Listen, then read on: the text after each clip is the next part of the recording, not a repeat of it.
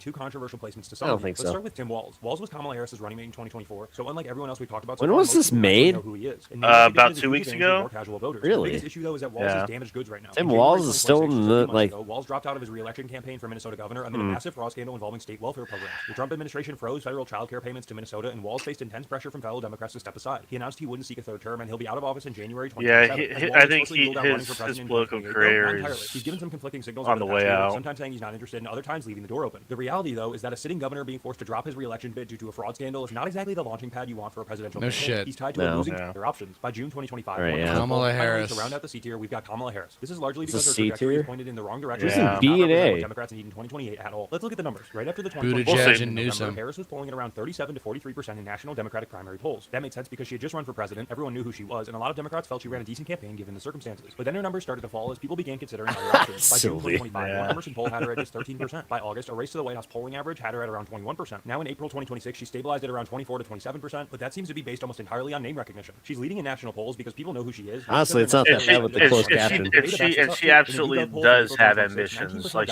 she's not making a secret at all. She definitely wants to run again. And she didn't win a single delegate Yeah, because she got close. In 2024, she was essentially handed the nomination when Biden stepped aside. Yeah, she didn't she's have still to prove she running. could actually win a contested primary. I think she'd be. Facing that high. Here's the thing about Kamala. I think she actually did have the fundamental talent to be a good political athlete. She just doesn't stand for anything. Again, it's like that Obama disease about like wanting everyone to like you, and she sticks her finger in the air and she sees which way's the wind blowing. Instead of being like, hey, I see it this way, you should see it this way too.